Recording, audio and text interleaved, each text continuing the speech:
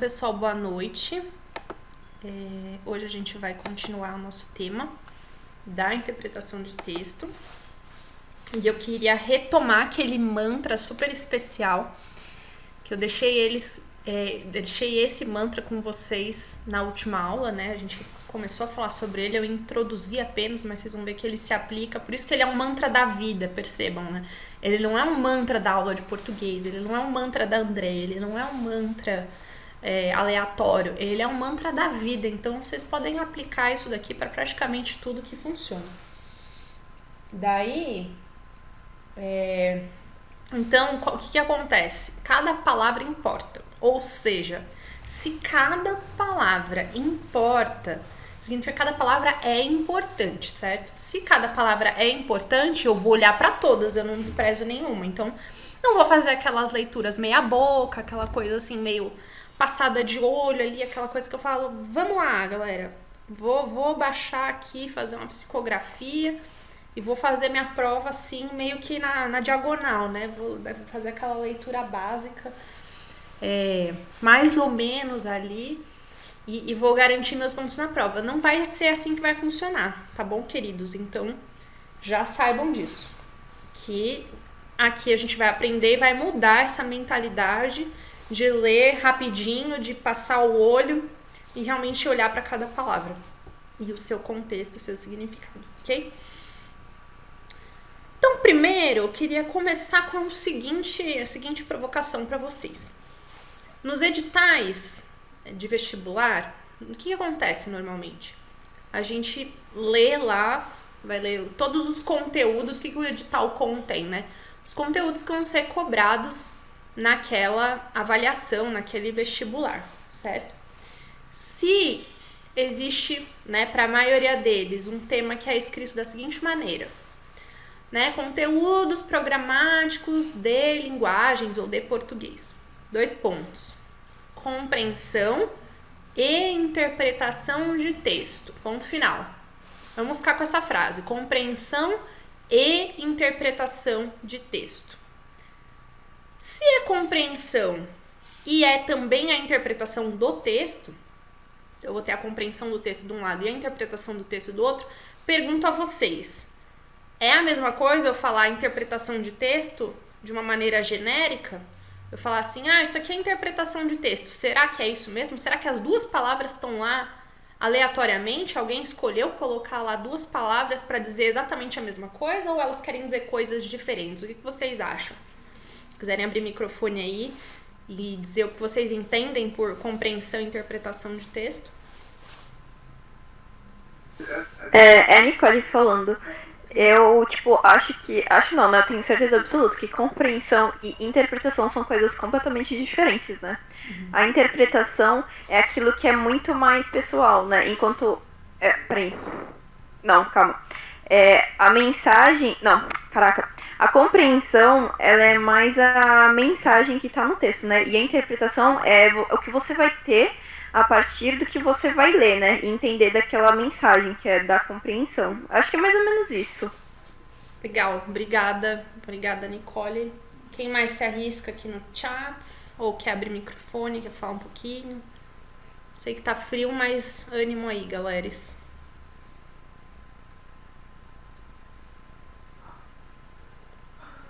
Oi, professor. Olá. Eu tava me perguntando sobre se tem uma relação, né, a interpretação de um texto com a interpretação nas outras áreas da arte, né? Que eles também eles usam a mesma palavra. Você tá se perguntando, vamos ficar com essa pergunta também pra gente conversar sobre ela. Se a interpretação de texto tem o mesmo sentido de quando a gente fala em interpretar uma obra de arte. Maravilha, boa pergunta, Juan.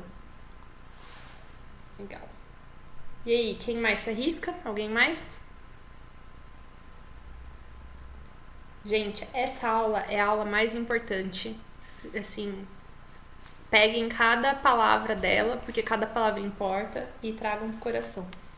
Bom, acho que o pessoal não tá muito tá muito feliz, assim, pra escrever ali no chat, todo mundo com frio, as mãos encolhidas, eu entendo. Se eu pudesse, minhas mãos também estariam aqui pra dentro.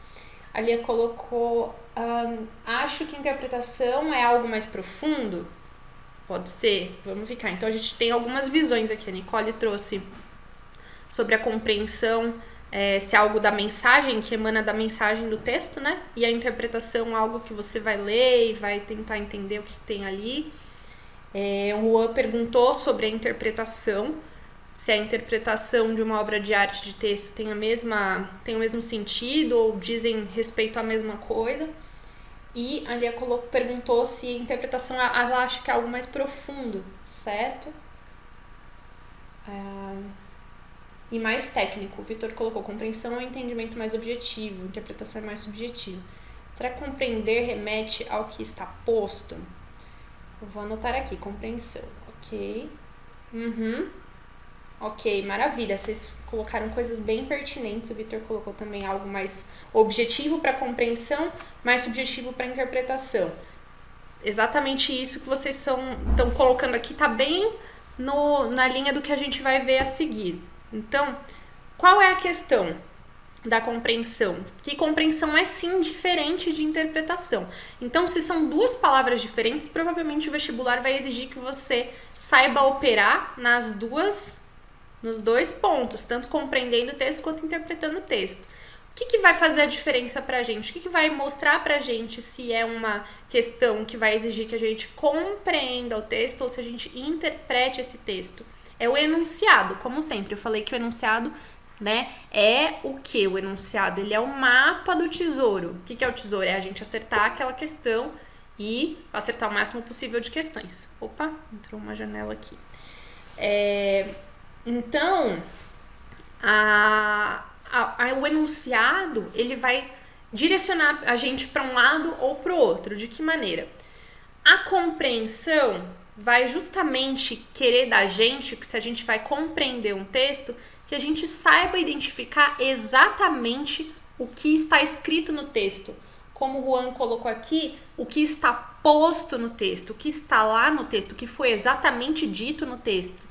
Sem que a gente fique tentando puxar uma mensagem subentendida lá do meio. Não, é o que realmente está no texto. O que foi falado no texto? O que aquele autor disse de fato? Isso é compreender o texto. Como que isso vai vir numa questão de vestibular para vocês? Vai vir assim o enunciado. Segundo o autor, o texto diz que, no texto, segundo o texto, conforme o texto, conforme o autor. Então, ele sempre vai puxar esse tipo de comando para vocês responderem. Tudo bem? A interpretação é exatamente o que está além do texto, fora do texto, aquilo que eu tenho que fazer uma determinada ponte para chegar àquela interpretação, para chegar àquela visão sobre o texto, tá? Então não está exatamente ali no texto, mas eu consigo inferir, eu consigo concluir a partir do texto algo que não está lá escrito exatamente, mas que eu posso concluir. Tudo bem? Então, diferente do que a gente vai ver como compreensão, que é aquilo exatamente que está dito, palavrinha por palavrinha, tintim por tintim, sem tirar nem pôr, que é a compreensão do texto, a interpretação eu vou precisar puxar da minha bagagem, eu vou precisar puxar de outros conhecimentos, ou mesmo eu vou precisar fazer algumas pontes para chegar naquilo que o autor que a questão está pedindo, né? Ou seja, eu vou precisar inferir, concluir do texto. Não vai estar lá prontinho para mim. Por que isso é importante, gente? Porque se tiver uma alternativa que vá colocar lá, a alternativa ela é uma alternativa que fala sobre compreender o texto. Tudo bem? A questão vai estar lá. Segundo o texto, 2 pontos.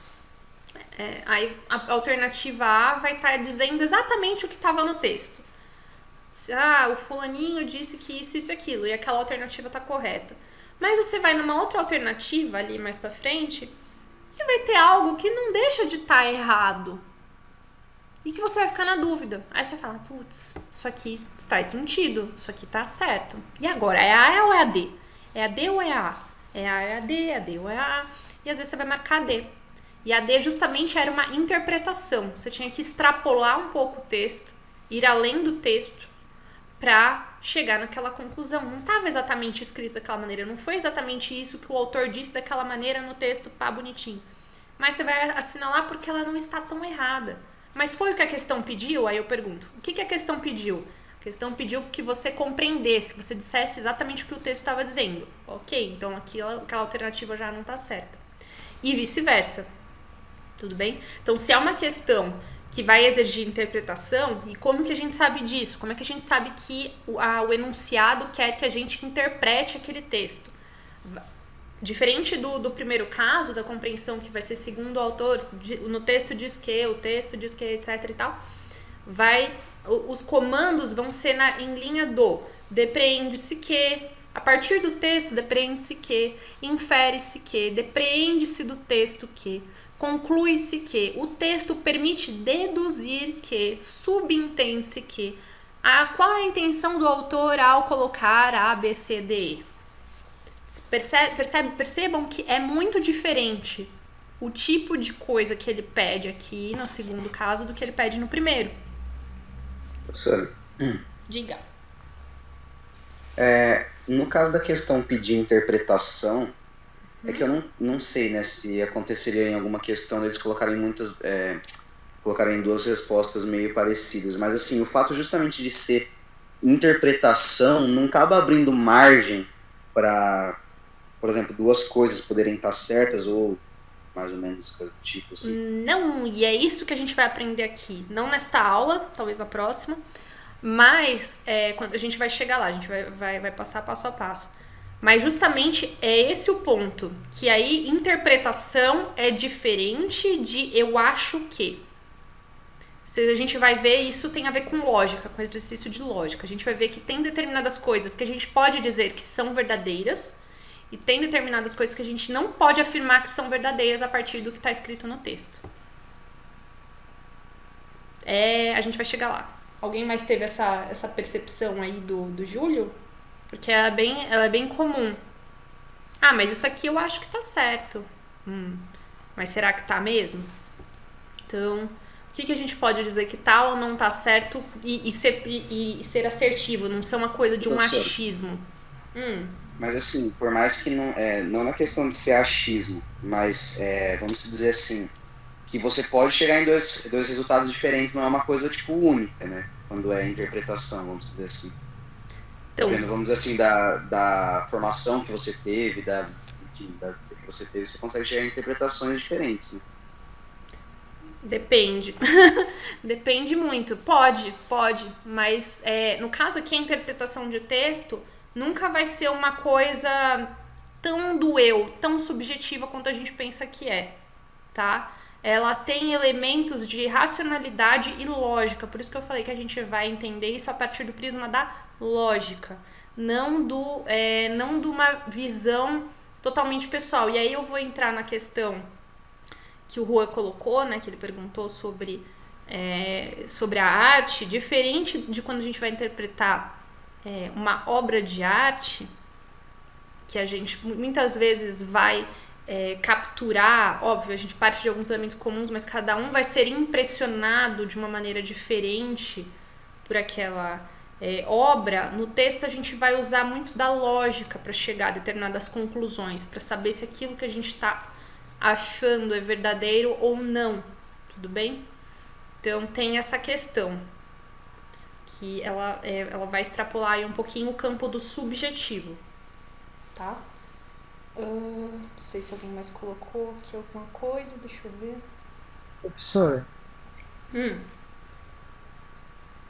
existe algum caso que o comando pode ter tanto um exemplo quanto do outro, sabe? Tanto de compreensão quanto interpretação? Ou isso costuma ser bem delimitado? Costuma ser bem delimitado. Eu não me lembro. Se vocês lembrarem de algum comando que vocês acharam que deu uma dupla interpretação, escreve aqui no chat que a gente discute se é um ou se é outro.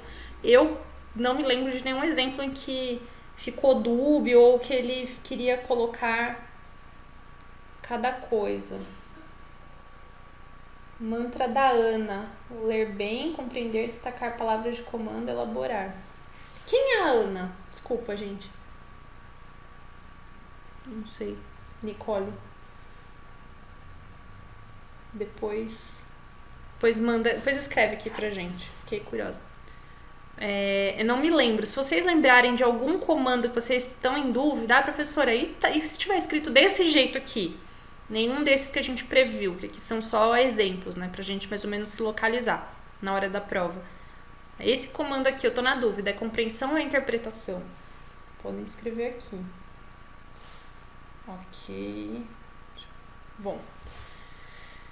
E aí, o que a gente tem como erros comuns? Em primeiro lugar, eu queria explicar aqui pra vocês, não sei se vocês já pararam para pensar sobre como funciona uma banca examinadora de qualquer tipo de concurso, não só de concurso vestibular, mas qualquer concurso. Bom, são empresas que o negócio delas, né, o que elas fazem é fazer processos de seleção através de provas para ver se a instituição que está selecionando, seja uma universidade, seja uma prefeitura, um instituto, ou mesmo uma empresa, essa banca ela vai fazer um processo seletivo por meio de uma prova, no caso nosso aqui do vestibular. Essa prova tem regras, certo? Então eles escrevem essa regra, esse regulamento, qual que é o objetivo da banca? Tentando selecionar candidatos que sejam adequados àquilo que a instituição espera para aquele determinado curso, para aquela determinada função, para aquela determinada vaga, né? Qualquer que seja, vaga de qualquer coisa que seja. Para isso, eles não fazem uma prova muito aleatoriamente. Se vocês quiserem olhar, tiverem essa curiosidade de dar uma fuçadinha, a Convest, que faz a prova da Unicamp, eles têm, ou pelo menos eles tinham, a última vez que eu olhei, eles tinham análises, relatórios de análises das provas de vestibular passadas. Então, eles faziam lá um grande relatório falando, às vezes, cada questão, explicando cada questão, qual era a expectativa da banca quando criou a questão, quando imaginou aquela questão. Eles imaginaram que aquela questão ia ser uma questão média, ou que ia ser uma questão fácil, ou que ia ser uma questão difícil. E como que aquilo se deu na realidade, na hora de aplicar a prova, se aquela questão realmente foi uma questão mais fácil, ou seja, se teve um grande número de acertos, aí se muita gente acertou aquela questão, ela era mais fácil. Se ela foi mediana, né, não foi tão fácil nem tão difícil, ou se ela foi difícil, ou seja, poucas pessoas conseguiram acertar aquela questão. Como que eles fazem isso? E por que isso é importante? Dá um exemplo de um caso que aconteceu. Eu trabalho na Codesp, né? E teve um concurso antes do que... Eu prestei um concurso em 2011 para entrar no Porto. 2011 tinha tido um concurso um ano antes, ou seja, em 2010 a Codesp já tinha feito um concurso, tinha selecionado para algumas funções, para algumas vagas, e em 2011 ela abriu um novo concurso. Eu só descobri o do concurso de 2011, 2010 eu não sabia, mas quando eu resolvi prestar esse concurso e fui olhar o concurso de 2010, eu vi que muitas das vagas não tinham sido simplesmente preenchidas. Tinha tido, 300 candidatos se inscreveram para aquela vaga, fizeram a prova e não passaram, porque não atingiram os requisitos mínimos. Não teve uma pessoa que atingiu os requisitos mínimos lá de, de não ter zerado nenhuma das matérias, de ter atingido pontuação mínima de X% aí em cada uma dos pontos. Simplesmente não teve ninguém. Teve algumas carreiras que teve uma pessoa. Tinham 3 vagas, mas só uma pessoa foi classificada. Tá? Não é que ninguém se inscreveu, só uma pessoa foi classificada. E aí, depois, né, quando você entra na empresa, você vai sabendo, né, de como é que são as coisas. Aquele concurso tinha sido feito num nível para ser difícil. Como foi num nível para ser muito difícil, não atingiu muito o objetivo da Codesp, que era ter funcionário, certo? Ela teve que demorar mais um ano para conseguir fazer outra prova, para conseguir contratar a gente. Então, isso para os vestibulares, como eles têm que fazer prova anualmente, eles já têm um histórico, eles já conhecem mais ou menos a proporção de questões que tem que ser feitas num nível fácil, médio e difícil. Porque se eles fazem uma prova que é muito fácil e que todo mundo vai saber responder, o que vai acontecer com essa banca? Ela vai passar muita gente. Muita gente vai ficar com nota alta, vai ter pouca diferenciação entre quem tirou 89 pontos e 88, vai ter ali muitas pessoas, ela não vai conseguir selecionar quem são realmente aqueles candidatos que são os adequados ou os melhores para aquela vaga, para aquele contexto. No caso do vestibular, que tem uma segunda fase, isso é um agravante a mais, porque a banca, se muita gente passa, ela tem que chamar muita gente para fazer uma segunda fase, por exemplo. Se ela chama muita gente para fazer uma segunda fase, isso implica custo de espaço, custo de correção de prova, ela vai ter que corrigir mais provas, vai ter que contratar mais pessoas para corrigir. Então tem um fator econômico aqui que é importante. Aí vocês vão se perguntar, mas por que eu vou fazer a prova, preciso entender tudo isso?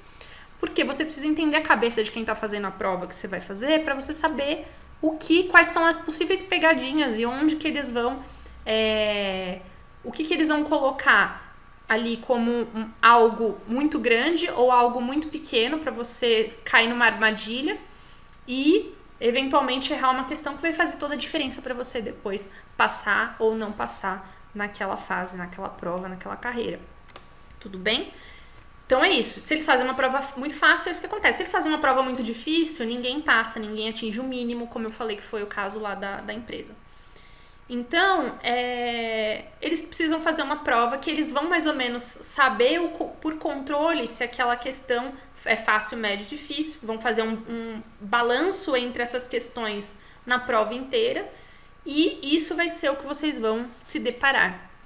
E aí, o que eles colocam como erros mais comuns, né? Quais são como é que eles elaboram as alternativas? Eles vão lá elaborar alternativas. Uma vai estar completamente certa, 100% certa, nada de errado, sem defeitos. E essa vai ser a correta.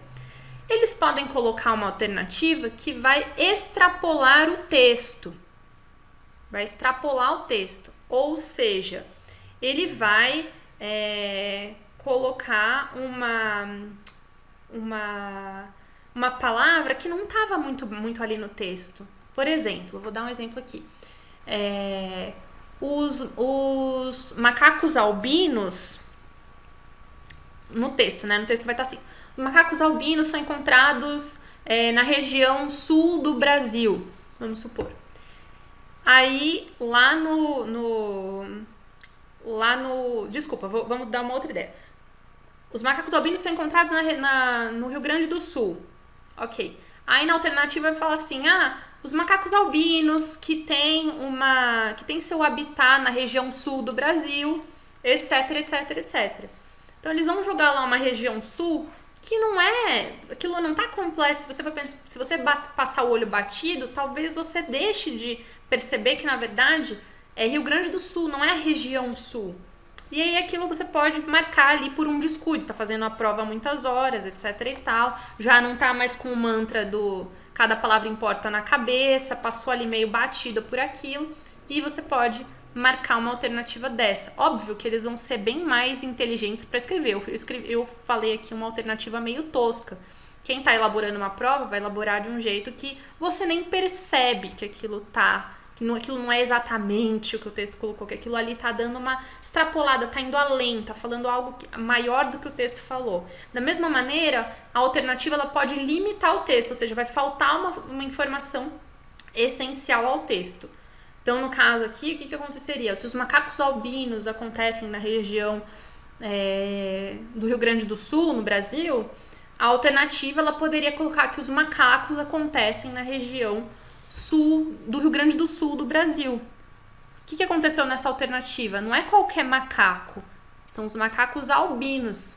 Se você tira a informação que são os albinos, você está deixando de colocar uma informação que é essencial ao texto. Então ela também fica errada. Outra possibilidade, como eles escrevem a alternativa pra gente errar, é colocar uma parcialidade autoral. O que é isso? Lembra quando a gente falou sobre opinião?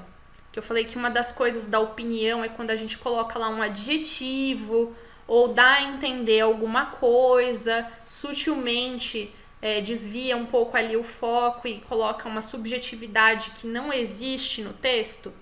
Então, quando tem uma parcialidade autoral, é como se a frase, quem está escrevendo aquela alternativa que você vai marcar lá, quem está elaborando aquela questão, colocasse ali uma opinião meio, assim, bem sutilmente no meio do contexto ali, mas que por ser algo que às vezes ela é de senso comum, ou é algo que você inconscientemente pensaria sobre aquela situação, ele apresenta aquilo, não está no texto, mas ele coloca aquela informação ali, que representa uma opinião dele, mas também sempre de uma maneira bem disfarçadinha, no meio das alternativas, e às vezes você vai passar e não vai perceber que aquela palavra tá lá, não vai perceber que ele cometeu uma parcialidade autoral, que ele jogou uma casquinha de banana ali pra gente cair. Tudo bem? Então isso é quando a gente tem parcialidade autoral. Essas três são aquelas em que a gente provavelmente vai ficar na dúvida, que às vezes a gente vai passar batido por alguma palavra e vai ficar na dúvida. São as mais difíceis da gente perceber. As mais fáceis são essas duas últimas, é quando a alternativa contradiz o texto lido, ou seja, ela vai dizer o oposto do texto, são aquelas mais fáceis. Não, essa aqui de jeito nenhum, você mesmo quando tá lendo lá, já é uma que salta aos olhos que, não, essa daqui não pode ser. Se você tá ali com uma atenção média, não precisa nem ser uma super atenção, mas você já percebe que ele tá falando o oposto. Então o texto tá falando, existem macacos albinos no Rio Grande do Sul. A alternativa vai dizer, o texto diz que não existem macacos albinos no Rio Grande do Sul, ou não existem macacos albinos no Brasil. Não, como assim? Tá contradizendo completamente, está dizendo o oposto, tá? Então, essa daqui é uma que a gente normalmente elimina fácil. E a alternativa não aborda o tema do texto. Então, se o texto está falando lá sobre os macacos albinos no Rio Grande do Sul, a alternativa, de repente, ela vai falar sobre a incidência dos chimpanzés na África. Ou vai falar sobre uma coisa nada a ver, sobre o bioma da caatinga no Brasil. Sei lá, ele vai falar de uma coisa que o tema do texto é completamente outro. Ele tá falando de um tema B, assim, sabe? O texto fala A, a alternativa fala B. Nada a ver. Então, essa é uma alternativa que a gente chama alternativa de descarte. E por que essas duas aqui, elas são as mais fáceis e elas são como se fossem medidores para as bancas? As bancas, como é que elas sabem se uma prova está muito difícil ou se uma prova... muita gente não teve condições, às vezes, nem de ler a questão. Estava ali em cima da hora, chutou qualquer coisa para poder entregar a prova. Quando tem muitas alternativas dessas duas marcadas, significa que provavelmente a pessoa não teve nem tempo de terminar a prova. Então, eles conseguem ter um termômetro para eles próprios de que aquela prova passou um pouquinho do ponto. Porque aí são duas alternativas que normalmente a maioria das pessoas não vai marcar. Elas vão marcar outras, elas vão marcar umas de cima. Significa que elas pelo menos conseguiram tentar fazer a questão. Essas aqui, quando tem muitas marcadas numa questão, significa que foi muito difícil. E aí, então, eles entendem e se calibram para uma próxima. Tudo bem? Deixa eu olhar aqui vocês falando. A Ana faz oficina de escritas, questões dissertativas. Ela é da frente do Sérgio. Ah, legal. Legal, eu não conhecia a Ana. Legal, então a gente tá falando a mesma coisa, tá vendo? Com outras palavras. Dar aulas quinzenais de linguagem é um tipo de reforço. Pegadinha da FUVEST é ser conteudista. Sim, a FUVEST é bastante conteudista e ela coloca muitas e muitas pegadinhas. É uma dos vestibulares que mais tem pegadinha na vida. Exatamente. Então, galera, até aqui tudo bem? Conseguiram entender? Então vamos começar a mudar um pouquinho a cabeça com que a gente costuma pensar o vestibular. Em vez de pensar com a nossa cabeça aqui, vamos deixar isso um pouquinho de lado, pensar como se a gente estivesse fazendo uma prova de vestibular. Por quê? Porque tudo isso é relevante para a gente entender como que a gente se prepara melhor e como que a gente lê esse enunciado com uma outra atenção, com outro foco. Em vez de ser um enunciado ali, um amontoadinho de palavras que vão simplesmente fazer nenhuma diferença pra gente, a gente vai extrair o melhor daquele enunciado. Porque a pessoa que estava escrevendo aquele enunciado, ela provavelmente não foi uma, foram muitas, passou pela mão de um monte de gente para ver se tinha algum tipo de erro, se tinha algum tipo de questão que pode levar a uma dupla interpretação, que foi uma coisa que o Júlio perguntou, né? Ah, mas não pode ter duas interpretações corretas? Numa prova de vestibular, nunca. Então, se tiver, tá errado. Aí quem é penalizado, se por acaso algo passou, né? Passou batido por alguém, se alguém deixou de fazer alguém não fizeram tão bem seu trabalho e não foi impecável, vai ter muito recurso, e isso é ruim pro vestibular, né? Porque eles acabam tendo que incluir, mudar, enfim, isso atrasa, isso é complicado. Então, realmente, e quem tá escrevendo a prova não tá colocando nenhuma palavra lá para encher linguiça. Então já mudem isso. Não existe palavra de encher linguiça. No vestibular, em qualquer lugar que vocês forem ver, não existe encheção de linguiça. Não tem nada, nenhum símbolo que é colocado em nenhum lugar aleatoriamente que não tenha um significado mais profundo. Então é isso que eu queria que a gente, primeiro assim, trouxesse pro coração. Não tem nada que tá aleatório no mundo, tá? No vestibular, muito menos. Então, parando pra ver desse jeito, parece até um jogo de estratégia, um xadrez. Exatamente, mas é isso. Então comecem a ver dessa maneira. Em vez de achar que é uma loteria, o vestibular não é uma loteria. Dá pra gente fazer o vestibular com um pouco mais de foco, centramento naquilo que está sendo dito, pedido, colocado, porque aí vocês vão conseguindo realmente ver além, estar um passo à frente. Tá um passo à frente de quem tá escrevendo essa prova pra vocês, tá bom? Aí, gente, essa daqui é muito importante. Eu vou fazer esse exercício, ele é bárbaro. Eu queria que vocês, a gente vai ler junto, e vocês vão escrevendo aqui no chat. Eu já vou até colocar aqui. Não vou colocar ainda não. Como vocês veem, vão ter perguntinhas. 1, 2, 3, 4, vai até a 7 ou a 8, se eu não me engano, esse texto. São perguntinhas de certo, errado, verdadeiro, falso. Então eu queria que vocês, a gente vai ler junto aqui. Depois o texto vai ficar ali em cima, vocês podem reler em silêncio. E vocês escrevem aqui no chat. 1 certo, 2 errado, 3 certo, 4 errado. E assim vai, tudo bem? Então vamos lá. Vamos ler juntos. O número de mulheres casadas com AIDS no Brasil aumentou, de acordo com pesquisa... Esquece esse foi aqui, tá, gente? De acordo com pesquisa conduzida pelo Ministério da Saúde. Segundo dados, esse aumento basicamente relaciona-se a 2 fatores: maior liberdade sexual feminina e excesso de confiança no cônjuge, o que leva a relações sem proteção. Então vamos ler de novo.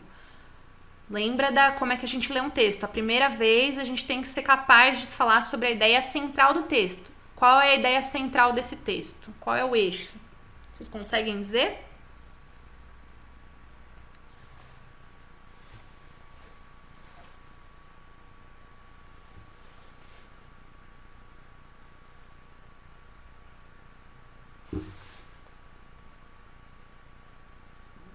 A Vilma colocou mulheres com AIDS. Casos de AIDS com focos em mulheres casadas no Brasil. Quem mais? A Vitória ali. Aumento de número de AIDS entre mulheres casadas. Vitor, legal. Eu não vou falar agora no começo, tá? Se vocês quiserem ir anotando aqui qual é a ideia central, a gente fala sobre a ideia central no fim desse exercício. Mas legal que a gente já tem algumas visões aqui. Ótimo. Então, temos o texto. Vamos para as perguntinhas. Vou dar 2 minutos para vocês.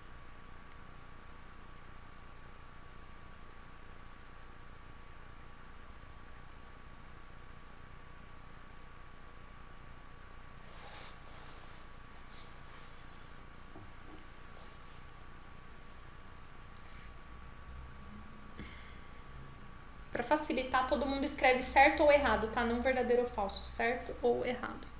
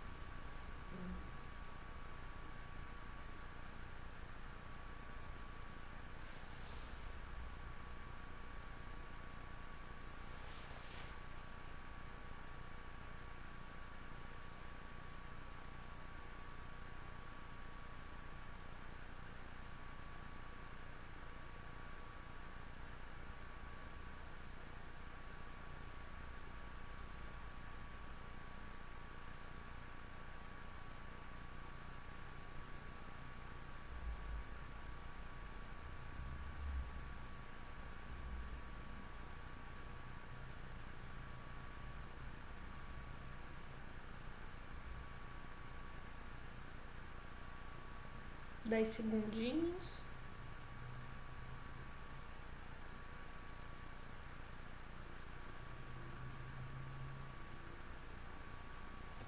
Ok.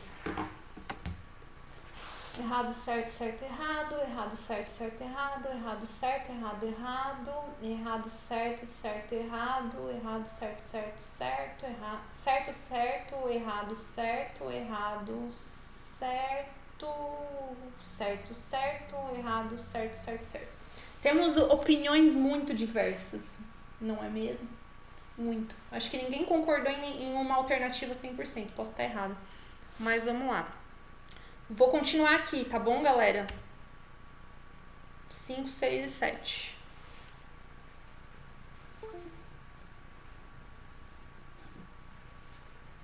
Um minuto e meio. Ops, pulou uma coisa nada a ver aqui.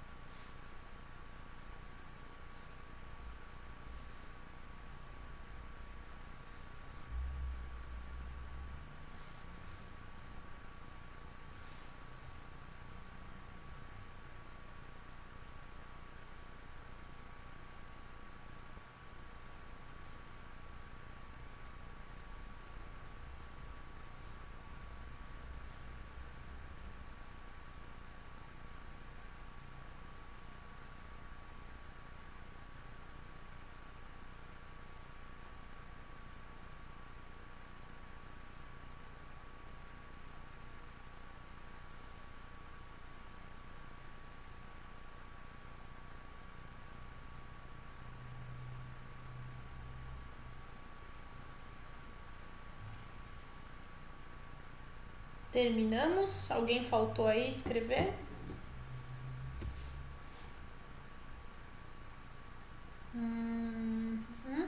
Ok.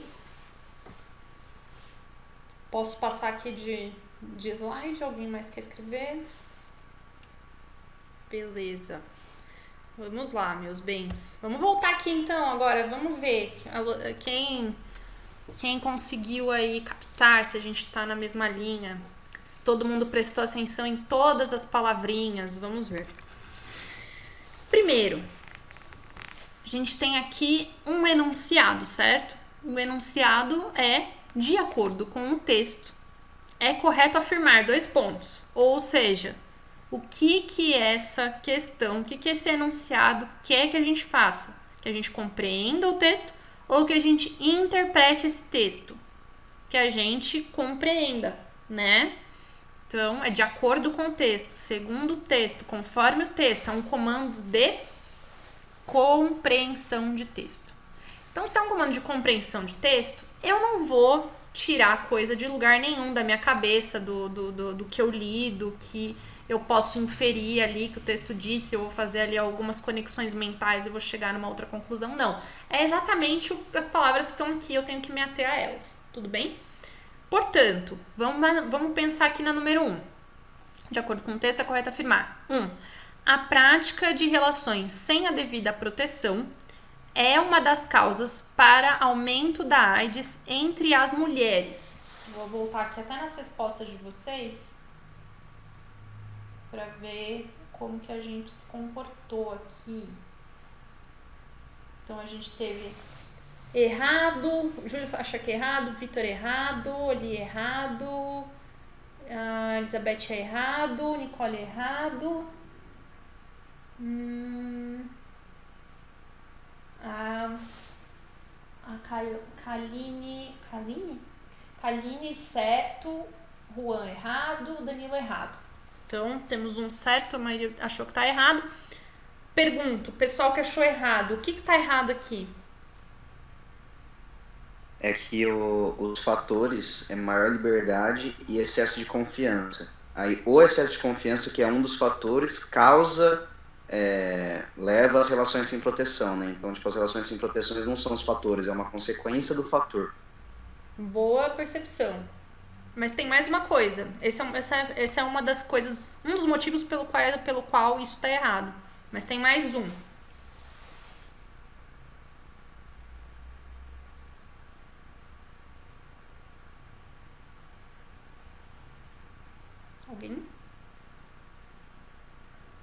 Alguém foi por outro caminho? Teve uma outra visão da questão?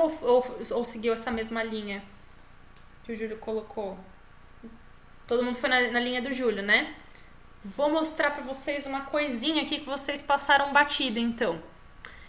A prática de relações sem a devida proteção é uma das causas para aumento da AIDS entre as mulheres. Aí eu pergunto para vocês, esse texto tá falando das mulheres em geral? Não, ele não falou das mulheres casadas, ele deixou em aberto. Exato, ele deixou em aberto, ou seja, ele deixou de colocar uma informação fundamental para esse texto. Espera aí que vai acabar minha bateria. Lembra lá das alternativas? Que uma alternativa limitava o texto, a outra extrapolava o texto, essa daqui está limitando. Porque ela está abrangendo, na verdade, todas as mulheres.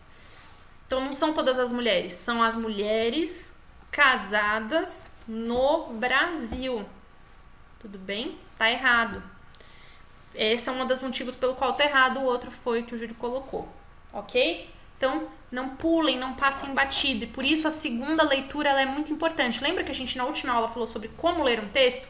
A primeira leitura era sem nada nas mãos, a gente tinha que extrair a ideia principal. E a segunda leitura, como foi o mantra aí que a Ana passou para vocês, que vocês têm que destacar, recortar, escrever, entender, estruturar as ideias, exatamente. Então aqui era essa que vocês vão fazer um esqueminha. Essa era a hora que vocês na prova puxariam aquela seta do lado ali, maneira, e iam colocar aumento do número de casos de mulheres casadas com AIDS no Brasil. Não.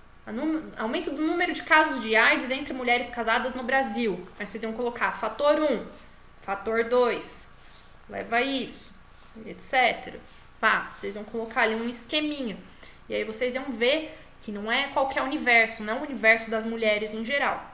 É das mulheres casadas no Brasil com AIDS, esse número aumentou. Tudo bem? Segundo, vamos à segunda. A liberdade sexual feminina associada ao excesso de confiança no cônjuge e a prática sexual sem proteção são fatores que contribuem para o aumento de casos de AIDS entre mulheres casadas. Já vou olhar aqui o que vocês colocaram.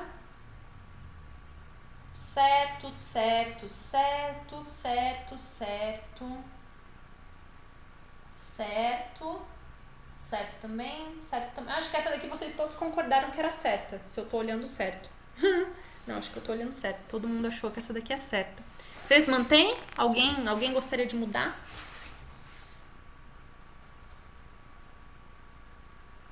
Não?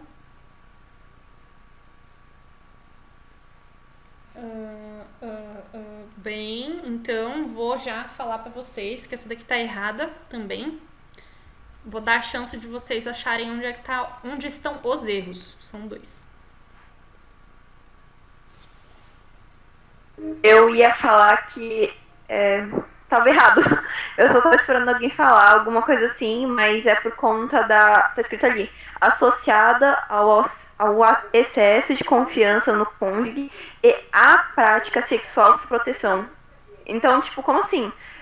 A prática sexual sem proteção já é no cônjuge, né? Então não tem como seria maior liberdade sexual. Tipo, teria que ser trocado, na verdade, né? Pelo menos eu entendi isso. Uhum. É porque o E, ele significa adição, né? Então é como se fosse mais um fator, não, na verdade, a causa, que é, tipo, o uso, a relação sem proteção é a consequência do excesso de confiança, né? Tipo, e aí, usando o E, na verdade, não usa como consequência, fica só como uma adição, né? Isso, exatamente. Na Professor, verdade... qual que é o nome dessa classe de palavra mesmo? O E é uma conjunção. Conjunções, que tem conjunção aditiva, adversativa, causal, aquelas coisas. Isso, ela é aditiva, ou seja, foi o que você falou mesmo. Como ela é aditiva, ela tá somando uma coisa a outra. Tá exatamente... Esse é um dos fatores que torna essa alternativa errada. Ou seja, a liberdade... Vamos ler de novo lá no texto. Segundo dados, esse aumento, ou seja, o aumento do número de casos de AIDS entre mulheres casadas no Brasil, se dá basicamente a 2 fatores. Aí, né? Imagina vocês escrevendo na prova lá, fazendo aquela chave maneira e colocando assim, fator número 1, maior liberdade sexual feminina. Pá. E esse é o fator número 2, certo? Ele tá falando que são 2 fatores.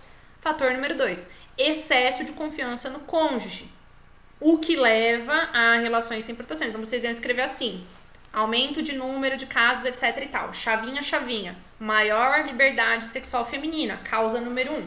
Causa número 2, excesso de confiança no cônjuge. Põe uma seta gigantesca e coloca relações sem proteção. Ou seja, a pessoa tem excesso de confiança no cônjuge, portanto, ela deixa de usar camisinha. Ele tá falando proteção aqui, né? Vocês veem que eu já tô fazendo uma coisa que vocês não vão fazer no dia da prova. Vocês vão colocar relações sem proteção, porque é isso que tá escrito no texto. O texto não fala em camisinha, então foda-se. Vocês não sabem o que é camisinha aqui nesse negócio, porque vocês já estão trazendo informações fora do que está escrito no texto, e não é esse o nosso objetivo. Nosso objetivo é compreender o texto, então, relações sem proteção. Era isso que vocês iam escrever, esse era o esquema do sucesso dessa questão. E aí, que quando ele escreve assim na alternativa, liberdade sexual feminina como um fator número 1, associada, ou seja, ela levaria uma setinha, associada ao excesso de confiança no cônjuge. Então, a liberdade sexual feminina, setinha. Excesso de confiança no cônjuge, fator número 1. Fator número 2, prática sexual sem proteção. Você vê que ele está invertendo as coisas, ele está colocando o excesso de confiança no cônjuge como se fosse uma consequência da liberdade sexual feminina. E não é. No texto, a liberdade sexual feminina é um fator isolado ali, e o segundo fator é o excesso de confiança no cônjuge, não vinculado diretamente à liberdade sexual feminina, e sim vinculado às relações sem proteção. Então é como se ele tivesse feito uma salada aqui nesses fatores, ele mudou completamente a ordem. Por isso ela está errada, é um dos fatores. O fator número 2, são fatores que contribuem para o excesso de casos de AIDS entre mulheres casadas no Brasil. Faltou essa palavra mágica, que é no Brasil. Não são todas as mulheres casadas do universo, são as mulheres casadas do Brasil. Tudo bem? Errou. Erradíssima essa alternativa. Vamos para a terceira. E vamos correr para chegar ao final desta aula. O significativo aumento de casos de AIDS entre mulheres casadas tem 2 causas principais, sendo uma delas a maior: liberdade sexual feminina. Deixa eu ver o que vocês escreveram, se dá tempo ainda de ler tudo isso. Mas vamos lá. Certo, a galera achou certo, certo. Certo, errado, certo. A maioria é certo, alguns errados. Vocês já conseguiram ver aí por que ela tá errada? Já vou dizer logo que ela tá errada. Pra mim, É só por foi causa do porque significativo? Alguém seria no Brasil? Pra mim, é depois da vírgula, sendo uma delas a maior liberdade sexual feminina. Ele não fala isso no texto. Pra mim foi isso. Ele fala isso, olha onde ele fala isso. Ó, segundo dados, esse aumento, 2 fatores, lembra? 2 fatores. Maior liberdade sexual feminina é um desses fatores. Então, se ele fala aqui, sendo uma delas, né? Sendo uma das causas, a maior liberdade sexual feminina, tá certinho. O ponto aí, essa virada de chave, tá nas 2 coisas que vocês trouxeram também. No significativo, lembra que eu falei de parcialidade autoral? Que eu falei que é quando a pessoa que está escrevendo a alternativa enfia lá uma palavrinha, nada a ver, que é uma projeção dela, que é uma coisa que ela trouxe assim do coração dela, mas que é uma opinião, isso não tem comprovação nenhuma no texto e a gente não consegue descobrir. Significativo. Pergunto para vocês, o que é significativo? O que a palavra significativo diz? Que é um grande aumento, provavelmente. Lembra quando eu falei pra vocês de opinião? Que a gente falou assim, fulana é alta. É alta segundo que parâmetro? De acordo com quem? Quem diz que a pessoa é alta? Porque o que é alto pra um pode não ser alto pro outro. Então, o que diz aqui que esse número foi gigantesco? Que esse número foi 1%, 2%, 50% do número de casos, 200% do número de casos de mulheres casadas aumentou. Não diz, o texto não fala se esse aumento foi gigantesco ou se aumentou um pouquinho. Se aumentou 2%, já aumentou, gente.